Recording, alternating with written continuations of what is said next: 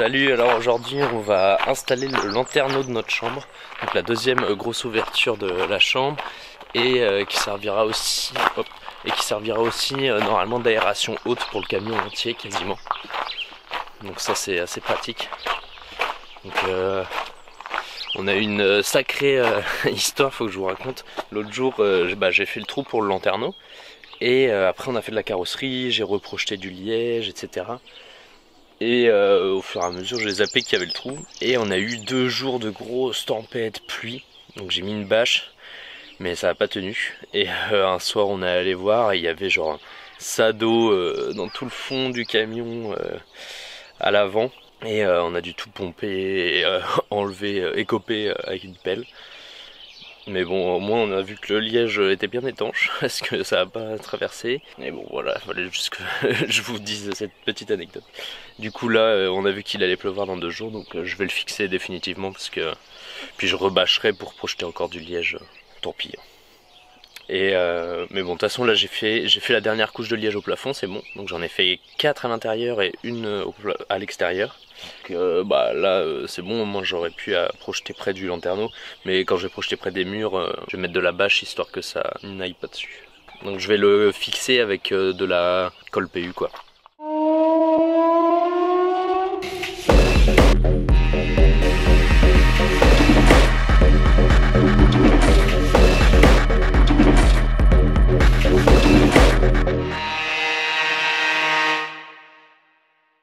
Il faut que je vous montre, j'ai fixé notre nouvelle serrure là pour la soute. Donc c'est des serrures que le gars à qui on a acheté le camion avait laissé dans la cabine. Donc avec les clés, avec le petit cache étanche et tout. Hop. Tac. J'ai mis le nouveau joint. Hop, j'ai fixé le joint tout là. J'ai fixé là aussi. Ça c'est pour fermer la porte derrière. Et voilà, vous voyez là il y a un petit coude. Il y en avait un en bas, mais ça passait pas vu que les dimensions du coffre faisaient que ça touchait. J'avais pas trop le choix avec la profondeur des bouteilles. Du coup j'ai coupé et j'ai mis un petit boulon qui me permet de soulever. Et du coup pour fermer je fais comme ça. Hop. Et pour ouvrir, je tire le boulon et hop, et c'est bon. Bon, comme vous savez, on achète le maximum de trucs en seconde main, quoi, sur le bon coin ou quoi. Du coup, ça implique que c'est moins cher, mais qu'on a souvent des petites réparations à faire ou quoi. Mais bon, je pense que ça vaut le coup quand même en général de faire ça. Donc là, c'est le lanterneau et en fait, c'est un lanterneau coulissant comme ça qu'on peut ouvrir et après coulisser. Et les poignées là, elles sont un peu abîmées à force que l'ancien proprio force. Du coup, on va remettre de la résine et de la fibre pour solidifier le tout.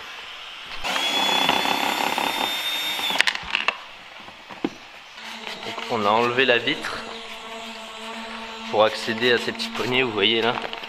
Sont fendus, il y a déjà eu une réparation parce que ça force un peu comme ça là quand on vient ouvrir. Du coup on va mettre de la résine et de la fibre et on va prier pour que ça tienne.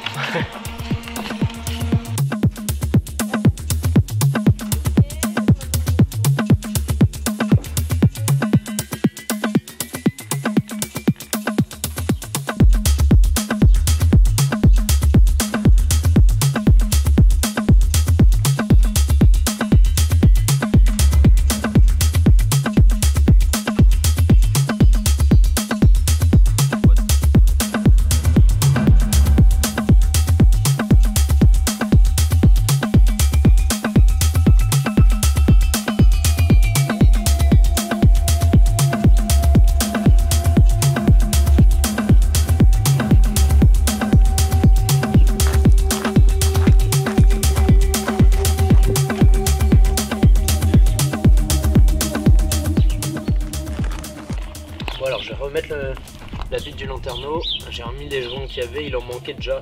Donc, je vais mettre un peu de silica, ça va le maintenir bien. Comme ça bougera pas.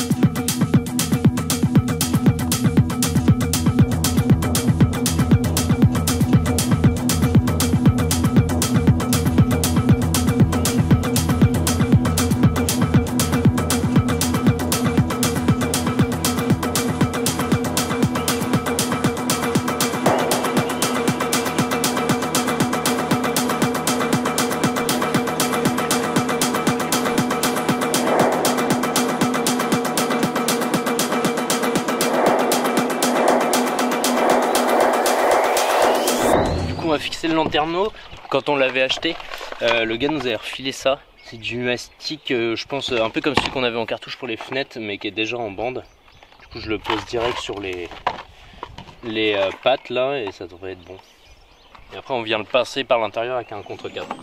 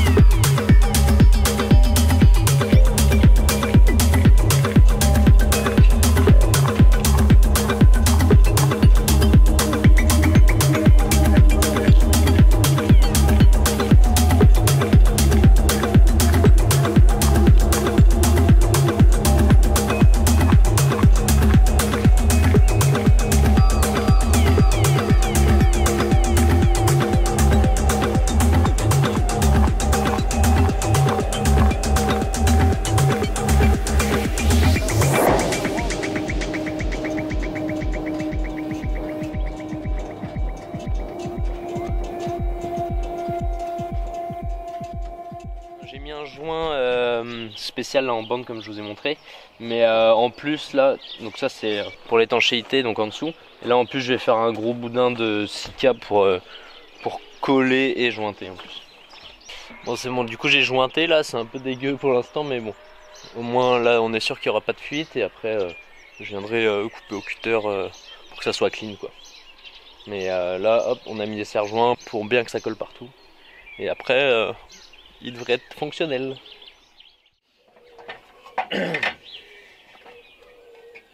T'es bon là? Ouais. Ouais, ici c'est bon. Ok, bah je bouge plus.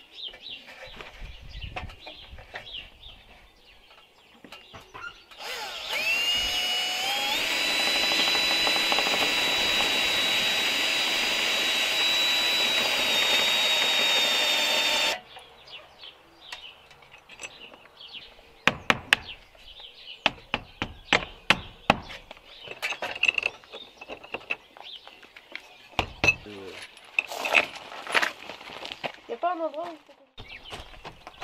Voilà, voilà, non, non, non. Pouce en bas. Pouce en bas. Non. Hop. Non, non. Ça marche? Ouais, mais... C'est parce qu'on n'arrive pas à bien pousser au milieu. C'est branlant. Ouais, et puis il y aura la poignée aussi. Ouais. Là on ponce la porte parce qu'on avait mis de la résine polyester dessus pour remettre bien à niveau. On la ponce, on remet les cornières cette fois avec de la colle. Parce qu'en fait on a d'abord fixé la porte avec les charnières et tout pour voir si tout rentrait bien, parce que c'est une galère de tout ajuster parfaitement.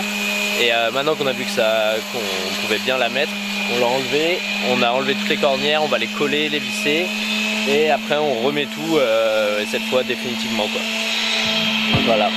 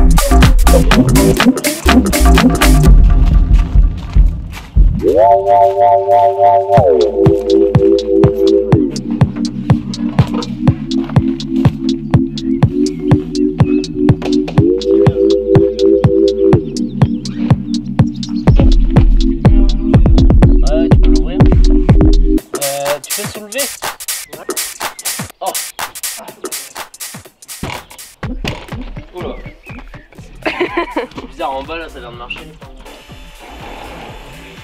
Ok. Comment tu veux? Du coup, il faut que tu la déplaces vers la droite. Donc il faut que tu fasses les trous vers l'arrière, que tu les agrandisses vers l'arrière. Yeah man. Yeah man. Faut forcer. Attends, on va te filmer, ça va faire des followers. C'est moins tout à l'heure. Ouh. C'est pas.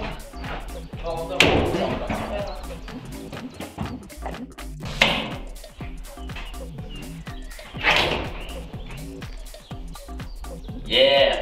Trop content! Enfin quoi! On va faire quelques ajustements quand même demain. Mais ça a l'air pas mal. Et la petite fenêtre là, pile à hauteur de Dieu. Hop, on a mis des boulons inox avec des rondelles. Demain on va mettre là aussi les rondelles et on va mettre des écrous nil stop là avec une rondelle de plastique dedans pour pas que ça bouge.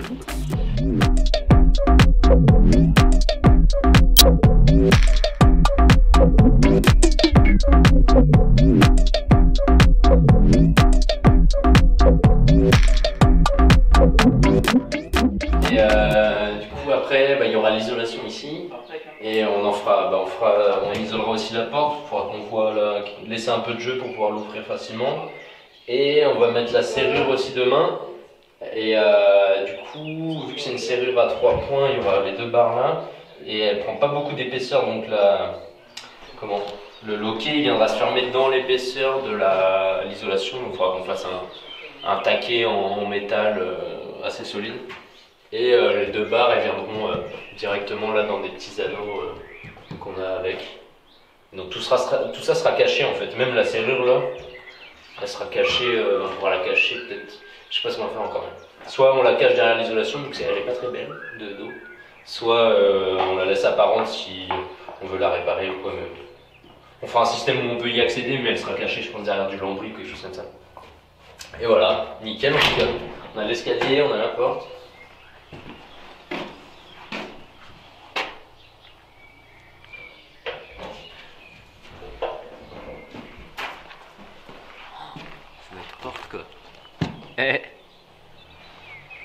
Donc aujourd'hui on va installer la serrure 3 points, enfin au moins la poignée serrure dans la porte. On verra si on met les barres et tout, enfin les deux autres points d'accroche.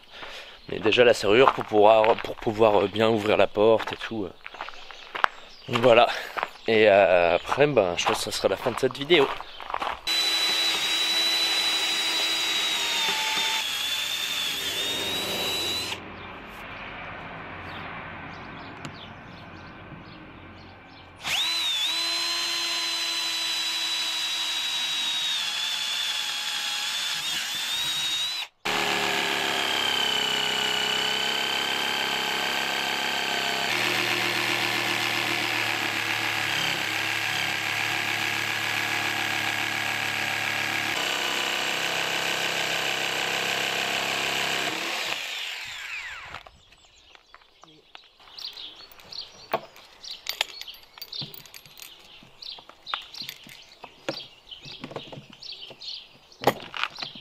Parfait.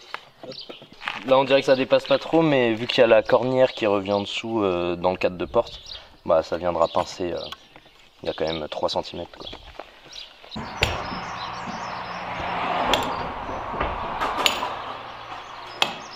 Encore. Du coup bah là la serrure elle est quasiment pile ajustée, mais on a de quoi régler, donc là on peut la sortir en déboulonnant, là on peut la sortir de 1/2 centimètre. Comme ça je vais pouvoir mettre un taquet là qui soit plus solide, genre en plastique dur ou en métal, pour pas que ça frotte contre la cornière. Voilà.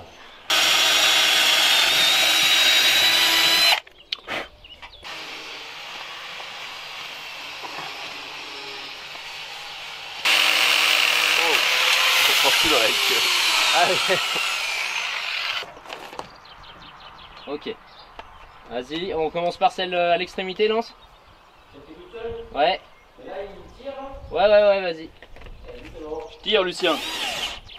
Vas-y. Ok. Honneur à toi. À moi? Ouais. Vas-y. Là, j'ouvre. Ouais, bah, faut que Allez, tu ouvres ferme-la, d'abord la poignée. Oui, bah, merci. Bon bah t'y arrives, c'est déjà ça. En fait, et ça ferme bien. Est-ce que tu ouvres? Bon, on va faire la première couche au sol. On va passer un bon coup de balai. Et là, il y a Jérémy qui tape sur son camion aussi.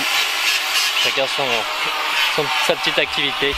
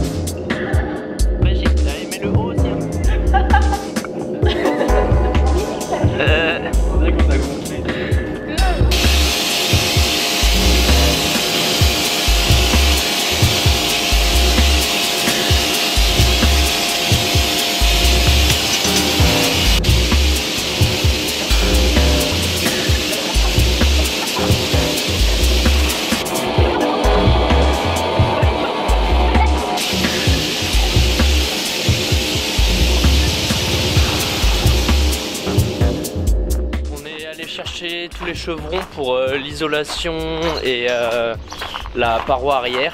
Brico Dépôt a réouvert sa cour des matériaux, donc on a pu choper l'OSB et les chevrons. Donc on n'attend plus que les vis parce qu'ils vendent pas ça par contre en braille. Donc on a commandé sur Bricosaur, un truc comme ça.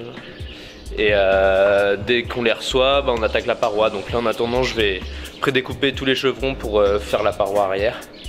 Comme ça quand les vis et les équerres arrivent, hop on peut la monter. Et après je peux projeter le liège contre la paroi, le sol et tout bien finir le liège projeté. Voilà.